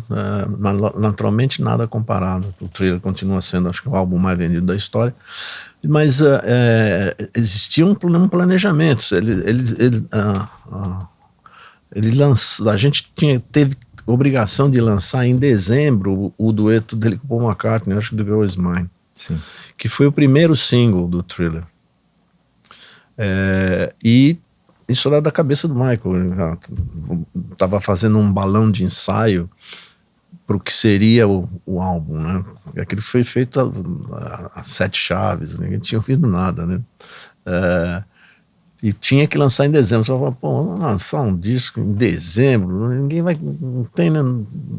Os caras não tem o cash flow para comprar isso, os caras já fizeram os seus estoques, mas era, eles chamam de mandatory, né? Tinha que Chegava e tinha que fazer. Tinha que fazer. E então o Thriller começa de uma forma assim muito low profile, né? Até que vem o vídeo do Billie Jean. Aí já todo mundo enlouquece com aquilo, disso. E foi um disco histórico no mundo inteiro, porque a Sony acho que lançou, não me lembro agora a sequência dos singles, mas tinham lançado já 3 singles daquele álbum. O single tinha um período de tempo, normalmente era 2 a 3 meses, para depois você, quando a música estivesse baixando, sacar uma outra, etc. Tinha toda uma estratégia para você botar isso na rua rolando. E a CBS tinha considerado que em setembro do outro ano, setembro, outubro, que o disco tinha acabado, já tinha cumprido o seu período de existência, e que iam parar de trabalhar. Vamos lá. E o Michael foi falar com o Yetnikov lá, que eu te mencionei agora. E ele falou, olha, todo mundo aqui, pessoal de marketing, o disco já venceu todas as etapas, acabou, não tem mais o que fazer. Ele falou, não tem sim, tem não. Eu quero que você me dê $5 milhões para eu fazer um vídeo. Uau. E vocês vão continuar trabalhando esse álbum. Aí o cara falou, pô, mas espera aí, tá, bom. Saíram 5 milhões e ele fez o vídeo do Thriller. E o álbum ressurge e dura mais um ano. Isso é uma história que eu te falo assim, de cátedra, porque eu vivi esse fenômeno no Brasil e vivi na Espanha também. O rebote do Michael Jackson lá também. É, a mesma coisa. Cada coisa do Michael era um evento, né? Eu tive com o Michael 4 vezes. E teve assim, $5 milhões naquela época era muito. Muita hoje, imagina naquela época. Né? Mas aí isso se vê, né? Você vê até hoje, vídeo, né? Você olha esses clipes, eles são incríveis. Sem dúvida. E depois aquilo serviu de alavanca para tudo, mudou tudo, né? Eu acho que o Michael inventou tudo, né? Inventou como se dança, inventou os sons. E pô, você assistiu, antes dele morrer, você viu o ensaio da volta dele. É incrível, cara. A gente talvez nunca tivesse assistido aquilo se ele não tivesse morrido, né? Eu acho que ele não ia soltar aquilo de jeito nenhum. Mas ele é um gênio, né? Quando você está diante de um gênio, tudo é possível, né? Ele sempre tem difícil prever, coisas, né? E quando você chega na Espanha, então ainda tá rolando Michael Jackson, né? Tá. Ainda era. Depois já veio. Quando eu cheguei lá já era o Bad. Que quando eu ainda estava no Brasil, quando a gente lançou o Bad. Mas os discos dele duravam muito, né? Porque sempre tinha uma coisa nova. E as mesmas ordens, né? Tem que fazer assim em todos os lugares do mundo, né? E essa coisa só voltando àquela coisa que você falou do Roberto, né, por exemplo. Toda empresa tem um super grupo, um super artista, um superstar, em que é muito difícil saber quem que achou aquele porque todas as pessoas com quem você fala, tanto dentro da companhia como fora da companhia, eles descobriram aquele artista. Aqui no Brasil, o Roberto é um caso, vamos supor, e outro exemplo que eu tive, e vivi isso quando fui para a Espanha tinha a CBS tinha um grupo que foi descoberto e assinado pelo Tomás, chamado Mecano. Era um trio, dois irmãos e uma menina. O Mecano você sai fora do Brasil, vai para qualquer país de fala hispânica, você vai falar no Mecano e vão imediatamente identificar. Eles vendiam milhões de discos. Só que na Espanha tinha isso, todo mundo tinha descoberto Mecanos, que falasse com qualquer produtor. Sim, porque eu que fui lá e vi. Então sempre tem essa coisa, né? E são as histórias que acontecem, né? Com essa história aí do Rich. Quem descobriu o Roberto, você sabe? Acho que foi o Evandro Ribeiro É. que assinou, porque o Roberto gravou um disco, ou eu não sei se foi um single, ele cantando na Bossa Nova, um samba, na Polygram, na Universal, era Polydor, se não me engano. E depois desse disco, aí ele assinou com a CBS e tá lá até hoje. Né? É o rei, né? É o nosso rei, né? Ah, sem dúvida. É o maior artista da América Latina. Não tem nível de comparação. E pô, como eu te digo, viajei muito com ele. Pô, ele teve número 1 em vários países. Não é que foi só aqui. Teve número 1 na Itália, teve número 1 na França. A Guerra dos Meninos foi número 1 na França durante muito tempo. A gente chegou até a gravar meio álbum em francês, depois tivemos que parar o projeto, mas a gente foi fazer um trabalho de promoção lá, porque lá ele fazia as coisas, saía, ia fazer programa de televisão, ia em rádio. Workaholic, né? E pô, os franceses estavam apaixonados por ele. Na Itália ele ganhou o Festival de Sanremo com o Sérgio Endrigo, né, com Canzone per te. Os números do Roberto são internacionais, né? Dá pra comparar com artistas grandes de qualquer lugar do mundo. Quando eu fui para a Espanha, o Roberto Carlos era o artista internacional que mais discos vendia na Espanha. Porque ele gravava o álbum em português, depois gravava em espanhol, e aí ele fazia uma turnê, né? Turnê promocional. Ele trabalhava os discos. E aí é diferente, você tem a presença física do artista naquele momento, naquela época. Você falou do Roberto cantando espanhol, eu lembrei da raiva que me deu que eu comprei errado a caixa. Em vez de comprar a caixa em português, comprei a caixa dele em espanhol. É mesmo? E aí eu tomei um susto. Falei, eu não sabia que tinham todos praticamente em espanhol. E tem quase tudo em espanhol mesmo, né? Uhum. Aí eu comprei a caixa errada e fui devolver o dinheiro, como Brasil não. E aí não tinha em português. E não tem mais e aí eu fiquei com a espantar até hoje lá em casa. É mesmo, né? Acontece.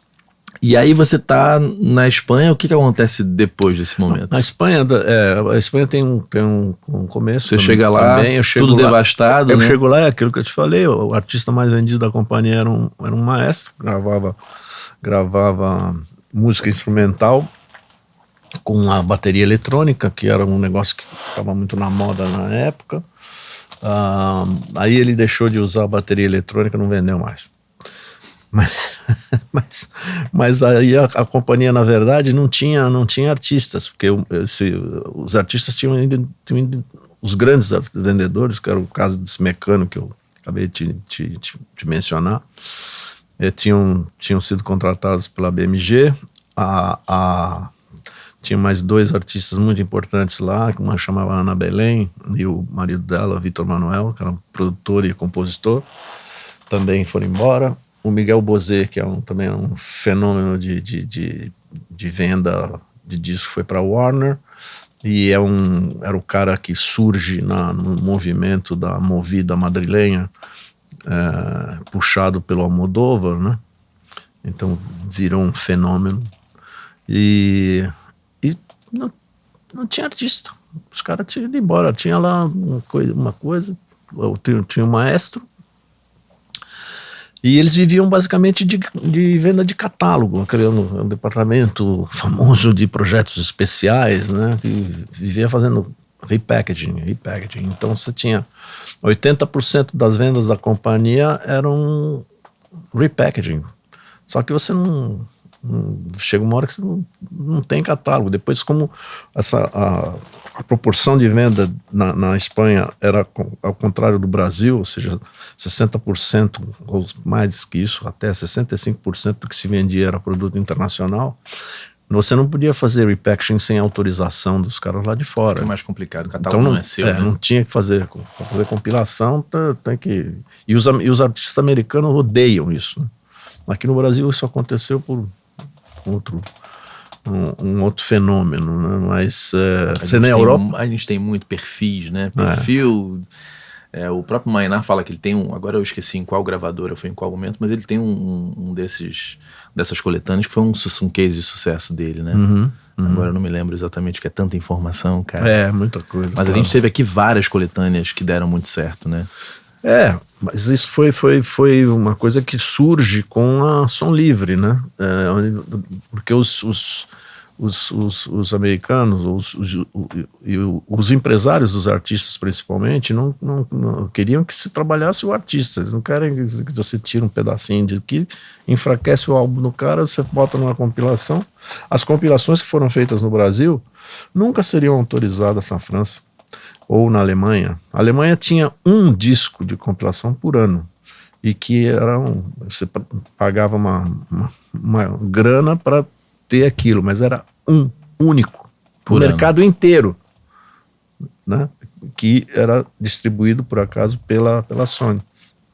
E qual foi a tua solução na Espanha? Não tem catálogo, aí na Espanha não tem artista. não tem catálogo, não tem artista. Aí tinha que inverter essa proporção, né?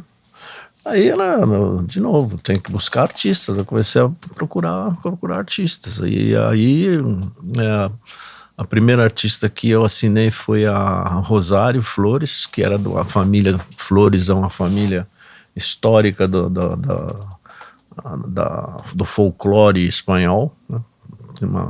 A mãe da Rosário era uma senhora chamada Lola Flores, que tem essa figura das folclóricas na Espanha, que era uma coisa parecida com as cantoras do rádio aqui, mas que faziam tanto música como cinema e consideram os artistas muito populares. E essa mocinha veio era filha dessa grande personagem espanhol. Ela tinha feito uma ponta num filme com Almodóvar. O irmão dela era um compositor muito bom e ela nunca tinha gravado um disco. Daí a gente foi lá e conseguimos fazer um disco com ela, que era uma mistura de flamenco com pop, tinha guitarra e tal, e ela dançava muito bem, tinha uma presença de palco muito grande, tinha todo esse espírito da família, né?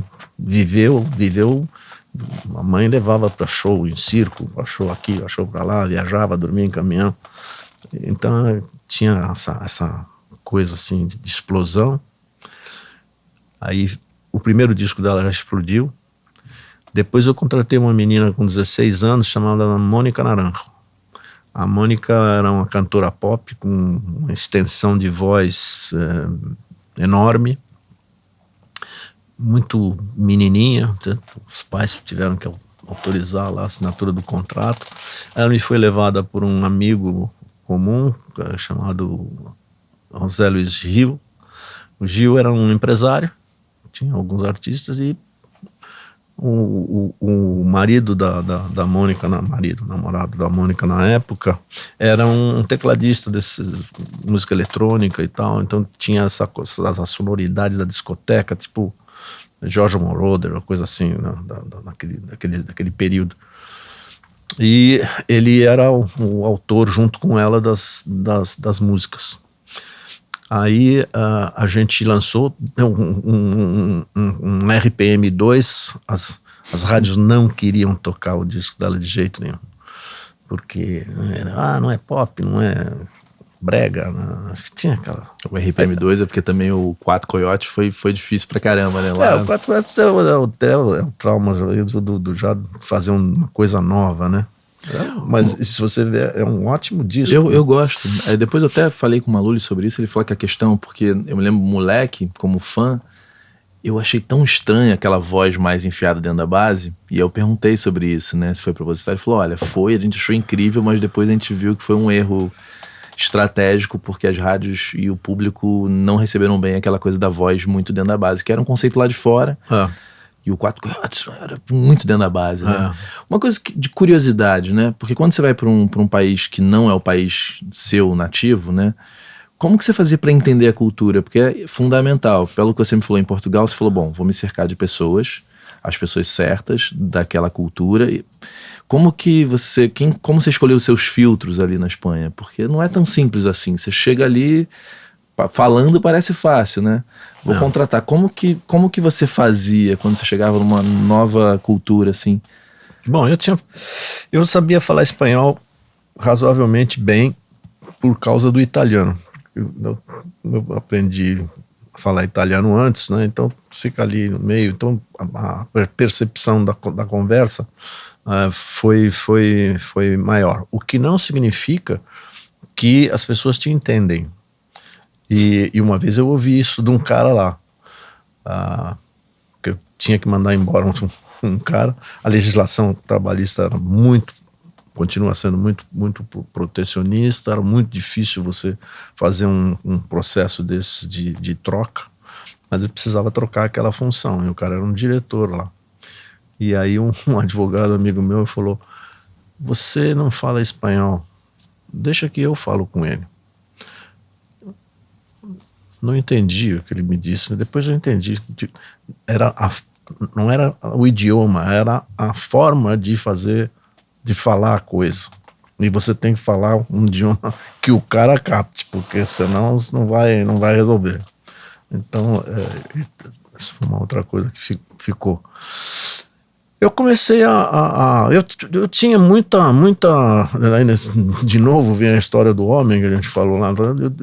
O Tomás é espanhol, ele sabia exatamente como apresentar uma orientação. Ele fez a companhia espanhola grande lá, número 1 durante muito tempo. Depois, quando eu cheguei, era 4º lugar. Então eu me consultava muito com ele. Ah, entendi. Você não estava às cegas, né? Não, claro. Quem são os produtores, quem são as pessoas. Né? O que não significa que você está sempre bem orientado, mas a maior parte das vezes sim. E depois você tem que usar o seu próprio judgment, né? Ele ficou muito tempo também fora da Espanha, e ele não queria voltar para a Espanha de jeito nenhum, ele não gostava. Agora teve que ir para lá por causa da doença, mas ele gostava de morar em Nova York enquanto trabalhasse, mas depois ele teve que voltar. Então eu tinha pontos de referência para conversar, pessoas que haviam trabalhado já na companhia no passado. E eu sempre me interessei muito em isso, por isso que eu te falei, eu nunca tive a tentação de trazer um brasileiro para trabalhar comigo. E isso ajuda, porque você encurta o teu período, né? Sim, claro. E aí comecei a desenvolver artistas. A Mônica, só voltando para a Mônica, só um detalhe, o primeiro disco dela, para você ter uma ideia, vendeu 4.000. E era um disco muito bem feito, 4.000 cópias. Não conseguimos tocar na rádio nenhuma dos singles que a gente lançou, mas esse mesmo disco no México vendeu mais de 800.000 cópias naquela época, um número considerável, né? E o presidente da companhia na época me falou: porra, você salvou o meu ano por causa do lançamento dessa menina. Foi um fenômeno, uma explosão no México. Sabe por quê? Ela fazia um tipo de som que entrava muito na área gay, né? Os caras das discotecas, esses caras são grandes formadores de opinião, né? Pessoas, eles têm muito tempo e formam opinião mesmo. E ela no México, ela entrou justamente dentro dessa área. Foi uma explosão. E por quê? Ela não tinha imagem. Quando a gente foi fazer a capa do disco, ela tinha uma pessoa, uma cara normal, não era nem bonita nem feinha, mas bonitinha, mas não tinha... Qual é a imagem dessa moça? O que a gente vai fazer? E ela própria inventou uma coisa, ela pintou o cabelo de 2 cores, uma parte era loira, uma parte é morena. E era um cabelão assim, grande. Aquilo caiu no México como uma identificação, quer dizer, ela não é isso, não é aquilo, ela pode ser aquilo, pode não ser aquilo. Criou uma base de fãs muito boa, e esse pessoal faz a coisa rodar, né? E 4.000, né? Que loucura, né? Disparate 4.000 discos. Aí ela estoura no México. O segundo disco, A gente vendeu 1 milhão Na Espanha. na Espanha. Tanto que ela ganhou o World Music Awards, que era um programa de televisão feito em Monte Carlo, que é feito pela ABC, da televisão americana, e onde eles só apresentam os artistas estrangeiros que venderam mais de 1 milhão de cópias no seu país. E ela foi para lá e estava lá Celine Dion, Luiz Miguel e outros. Ela só tinha fera. É um show fechado, não tem, é só a ABC tem um especial. Eles não emitem esse show nos Estados Unidos e só tem fera e é tudo assim, só tem um fotógrafo. Olha só. E é um espetáculo fantástico. Bom, aí as coisas começaram a andar, né? Aí existia na administração anterior lá na Espanha, os caras não gostavam de trabalhar música latina, né? Tinha assim, fora, o único artista latino que eles trabalhavam era o Roberto Carlos. E depois tinha lógico, você tinha o Júlio Iglesias, que era monstro, né? Sempre foi um monstro. Mas tinha que abrir mais a cabeça das pessoas. Aí a gente fez o Ricky Martin. Quer dizer, o Ricky Martin é um descobrimento, ele como artista solo do Tomás. Foi assinado pela companhia mexicana quando o Aynar estava lá, Marcão. Mas o disco foi produzido pelo Tomás desde Nova York. A maior parte das músicas eram do Robbie Rosa, que era o outro menudo, né? Que era o gênio lá na composição. Ele que fez o Rick Grande, o cara que fez Maria. Produtor também, né? É. E as letras foram feitas por um letrista espanhol, que era muito bom, alto nível. Então foi uma coisa que foi muito, muito, muito pensada, né? Daí a gente começou a vender artistas porto-riquenhos e entrar com sons diferentes, aí a coisa vai, né? E o Bruce Springsteen, que foi uma grande prazer trabalhar com o Springsteen, que é enorme. Fãzaço dele. Ele é enorme na Espanha. Enorme? Enorme. The Boss. The Boss. El Boss. Eu fiquei impressionado. O que eu vi na minha vida foi o show dele nos Estados Unidos. Sim. Eu não sabia o quanto ele era bom de show. E já um senhor com uma energia, um absurdo, uma puta de uma banda foda. Eu vi vários shows dele em vários países. E vi na Inglaterra, vi na Alemanha, vi na Espanha. A primeira vez que ele foi para a Espanha, quando eu estava lá, eu fui assistir o show dele em Barcelona. Estava lotado o estádio lá no estádio, no ginásio do Camp Nou, né? Tem um campo de futebol e tem um ginásio de esportes do lado.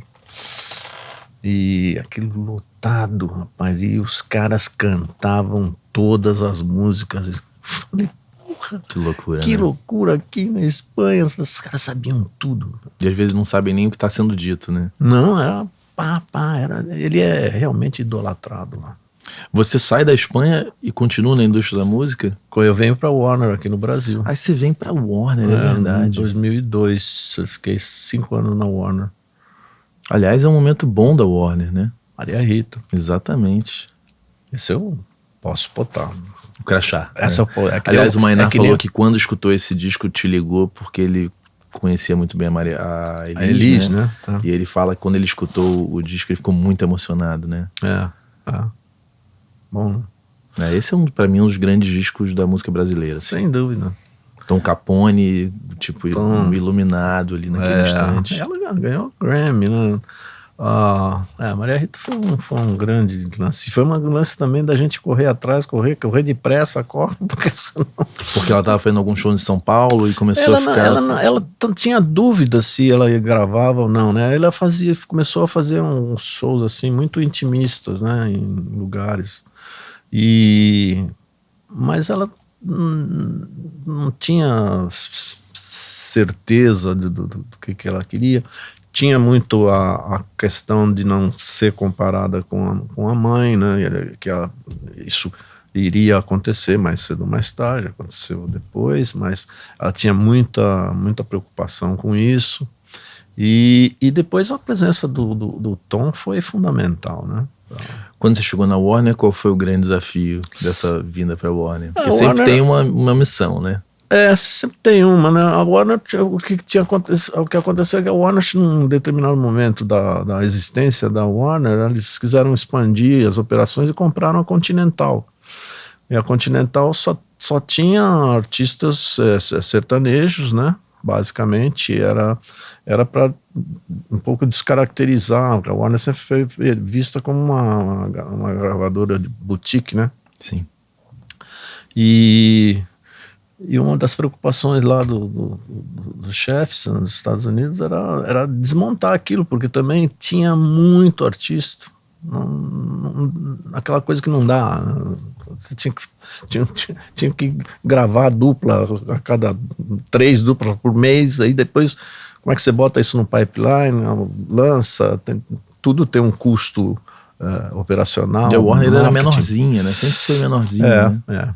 Depois, agora mudou tudo. O Sérgio estava lá. O Sérgio já estava lá. Aliás, ele depois ele foi para o México, né?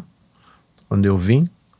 E a gente ainda chegou a trabalhar juntos, mas eles precisavam de alguém forte lá no México, levaram ele, fez um excelente trabalho. E tá fazendo um excelente trabalho. E tá fazendo um excelente né? trabalho aqui. Não, o cara sabe, pô. O cara sabe. E ama fazer o que faz, né? Nossa, um trabalhador incansável.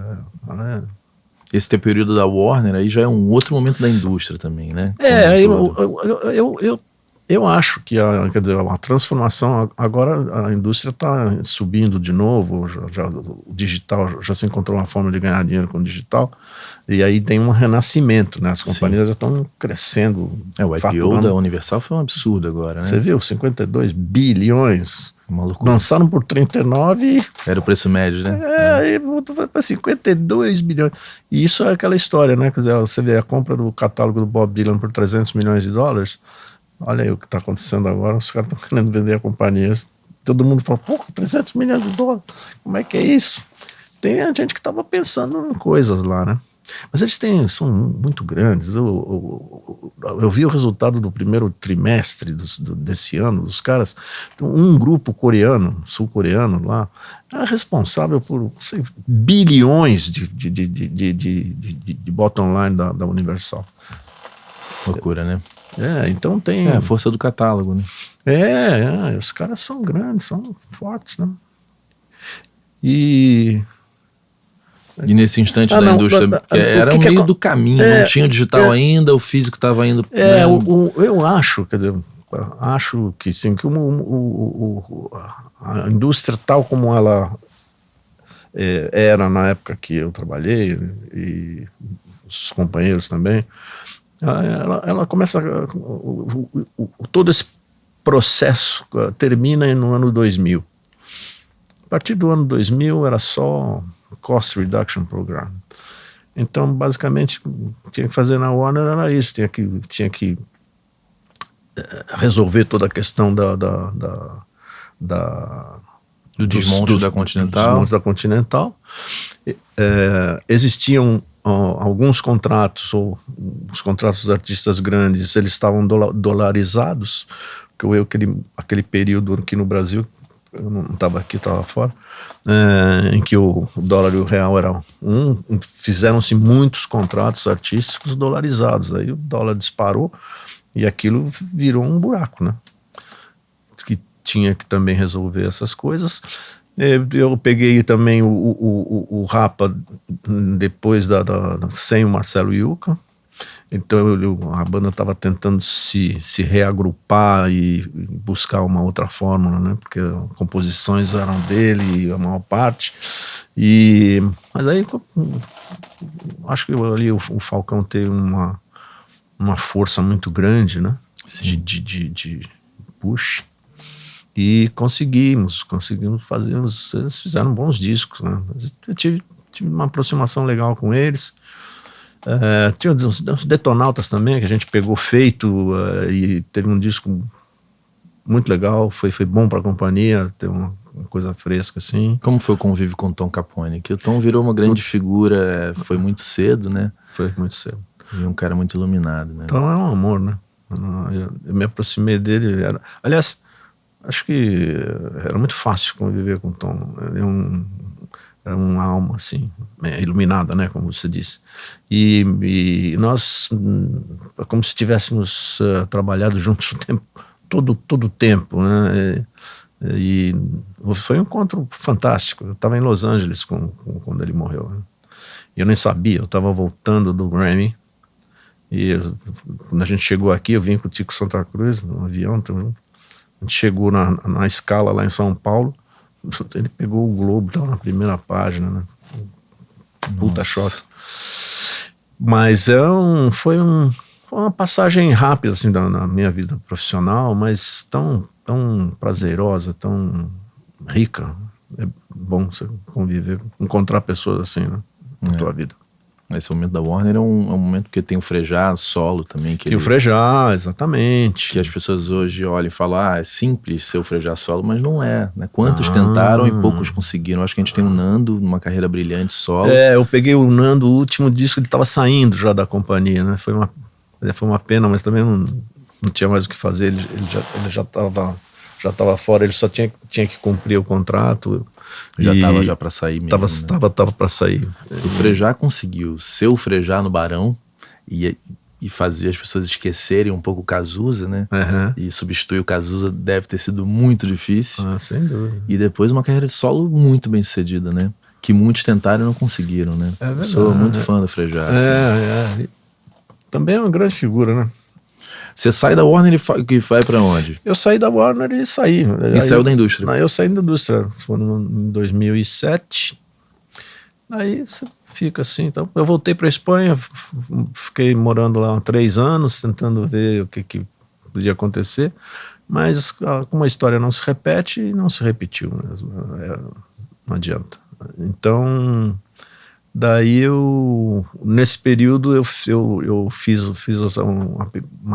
essa pequena distribuidora que eu tenho de filmes, e aí estive em algumas feiras lá em Cannes. Todo ano tinha uma feira grande da indústria em todos os países, e lá eu conheci uma brasileira que trabalhava numa companhia de São Paulo, que é a Denise Jancar, que hoje ela tem 30 anos de cinema, então sabe tudo da matéria, né? E a gente fez uma associação, né? Não somos sócios, nós somos associados em negócios. E aí começamos a trabalhar produtos família, e conseguimos fazer grandes coisas, conseguimos comprar filmes da Paramount, da Viacom, companhias grandes americanas, e somos só nós dois, eu e ela. E a gente faz. Agora, por isso que isso era a coisa que eu queria te perguntar.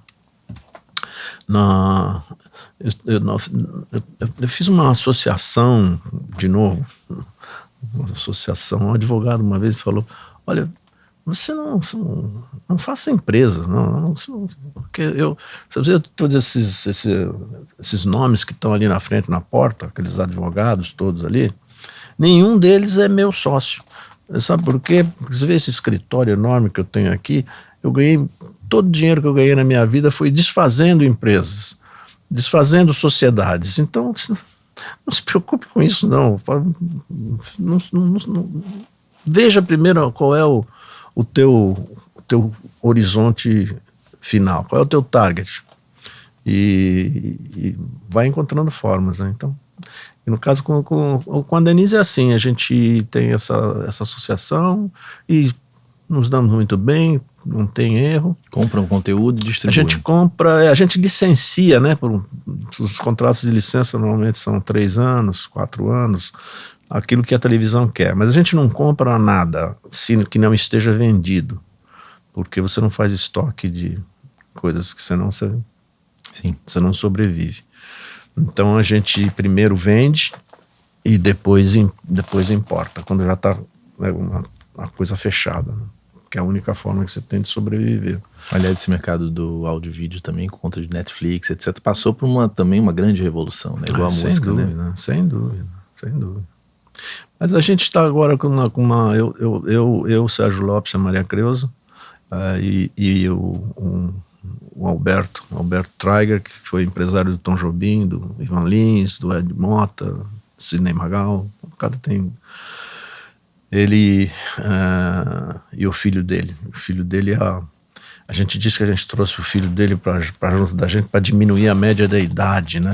Da turma. A turma tem que botar um cara aí de 25 anos, e de fato, mas é mentira. Ele tem 25 anos e estudou em Harvard, e é especialista e ajuda muito a gente na parte tecnológica, né?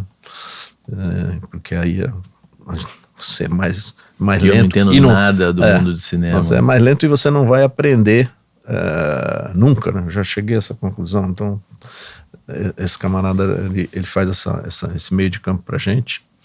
E a gente fez um grupo, nós vamos lançar um site da gente agora, dia 1º de outubro. Olha que legal. Chama-se LCTM Brand Builders.